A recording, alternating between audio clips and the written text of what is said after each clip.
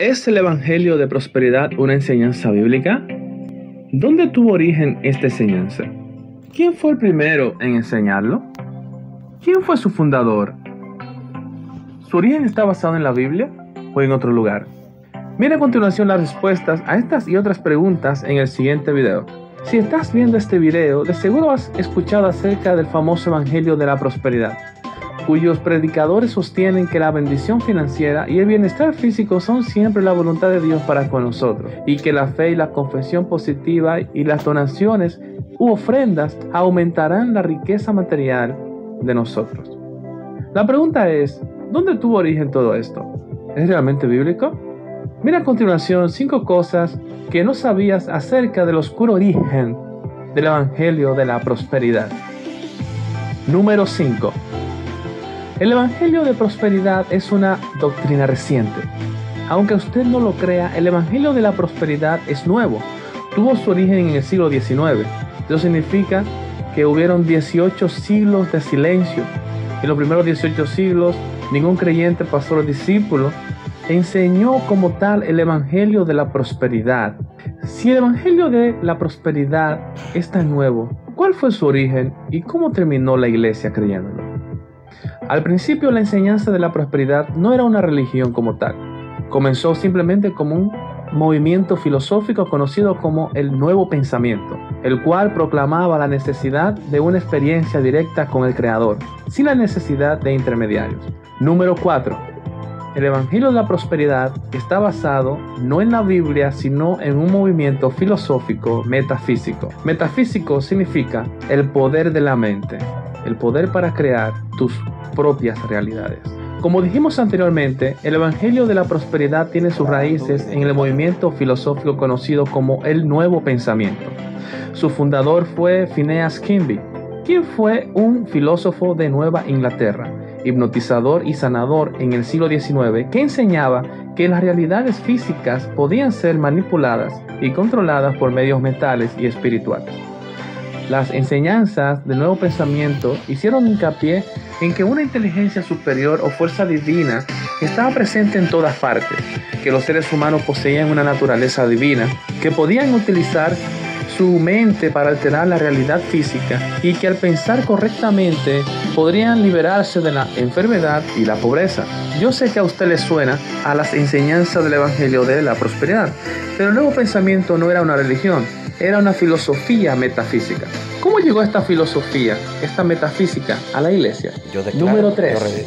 El primer mensaje del Evangelio de Prosperidad fue una mezcla entre la metafísica y la Biblia. Bien, nos quedamos en cómo llegó esta filosofía a la iglesia. Lamentablemente, las enseñanzas del Nuevo Pensamiento del filósofo Kimby fueron acuñadas y readaptadas por Esek William Kenyon, un pastor bautista que vivió desde el 1867 hasta el 1948. Kenyon se expuso a las enseñanzas metafísicas del Nuevo Pensamiento y a las sectas del siglo XIX y permitió que estos errores contaminaran su teología cristiana. En su predicación y enseñanza, Kenyon combinó elementos centrales de la filosofía del Nuevo Pensamiento con la teología cristiana, afirmando que las personas pueden cambiar sus circunstancias físicas simplemente haciendo una confesión positiva de la palabra de Dios. Por ejemplo, para ser sanados, los creyentes solo necesitaban declarar que ya están curados y listo. Kenyon también fue el primero en enseñar el lema que más luego se haría popular en los predicadores de prosperidad. Su lema era: lo que confieso, lo tengo.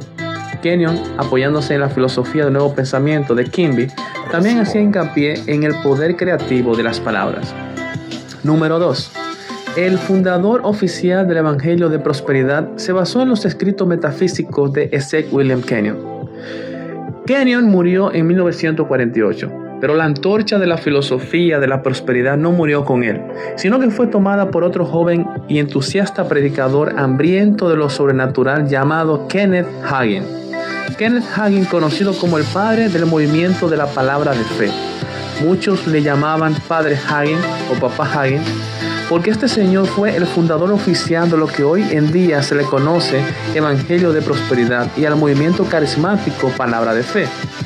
Hagin popularizó la obra de Kenyon incluso plagiando gran parte de los escritos de Kenyon en sus propios libros.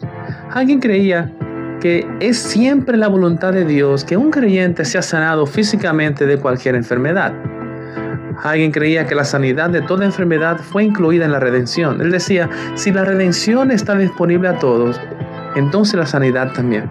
Pero lo interesante es que aunque Hagin enseñaba esto muy fuertemente y sin excepción en sus sermones, él mismo tuvo varias crisis cardiovasculares al mismo tiempo que predicaba esto en el púlpito, una de las cuales fue la causa de su muerte al final. Número 1. El fundador del Evangelio de la Prosperidad se arrepintió del movimiento antes de morir. Kenneth Hagin fue el responsable de pasar las enseñanzas de esta filosofía mezcladas entre la metafísica y el cristianismo a su próxima generación, comenzando desde Kenneth Copeland hasta Benny Hinn y Creflo Dollar.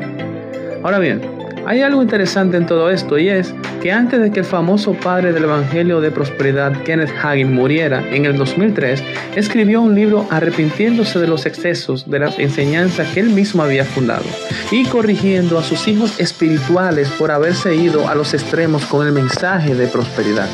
Hagin enseñó al fundar este movimiento que Dios no se glorificaba por la pobreza y que los predicadores no debían ser pobres.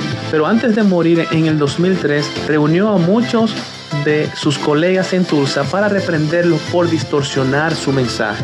No estaba feliz de que algunos de sus seguidores estaban manipulando la Biblia para apoyar lo que él veía como codicia y egoísmo indulgente.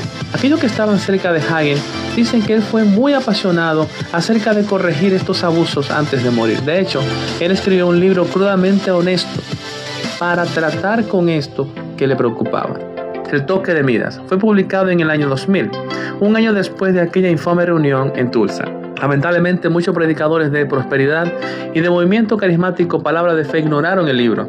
No me imagino por qué habrá sido. A continuación, algunos de los puntos que Hagin hace en su libro El toque de Midas. Primero, la prosperidad financiera no es una señal de la bendición de Dios. Hagin escribió, si la riqueza por sí sola fuese señal de espiritualidad, entonces los narcotraficantes y capos del crimen serían gigantes espirituales. La abundancia material puede estar relacionada a las bendiciones de Dios o puede que no tenga nada que ver con las bendiciones de Dios. Número 2. La gente nunca debiera dar para poder obtener. Hagin fue crítico con aquellos que tratan de hacer el plato de la ofrenda una especie de máquina tragamonedas. Él denunció a aquellos que relacionan el dar con el obtener, especialmente aquellas que dan autos para obtener autos nuevos o que dan dinero para conseguir más dinero. Él escribió, no hay una fórmula espiritual para sembrar un Ford y cosechar un Mercedes. Número 3. No es bíblico nombrar la semilla en una ofrenda. Hagin se horrorizó por esta práctica, la cual fue popularizada en las conferencias de fe de los 80. Los predicadores de fe en ocasiones le decían a los donantes que cuando ellos den una ofrenda deben reclamar un beneficio específico para recibir una bendición de vuelta. Hagin rechazó esta idea y dijo que enfocarse en lo que vas a recibir corrompe la actitud misma de nuestra naturaleza dadora. Número 4. Los predicadores que reclaman tener una unción para romper deudas no debieran ser confiados. Hagin estaba perplejo por los ministros que prometían cancelación sobrenatural de deudas, aquellos que dan ciertas ofrendas. Él escribió en El toque de Midas, no hay una sola escritura que conozca que valide tal práctica. Me temo que solo es una trampa para recaudar dinero para el predicador, y al final puede convertirse en algo peligroso y destructivo para todos los involucrados. Hagin le dijo a sus seguidores al final de sus días, sobre enfatizar o añadir a lo que la Biblia realmente enseña, invariablemente hace más daño que bien. Si el hombre que fue pionero en el concepto de prosperidad bíblica sonó el silbato sobre su propio movimiento, no tendría mucho sentido para nosotros hacer caso a sus amonestaciones. Si el video te ha parecido interesante,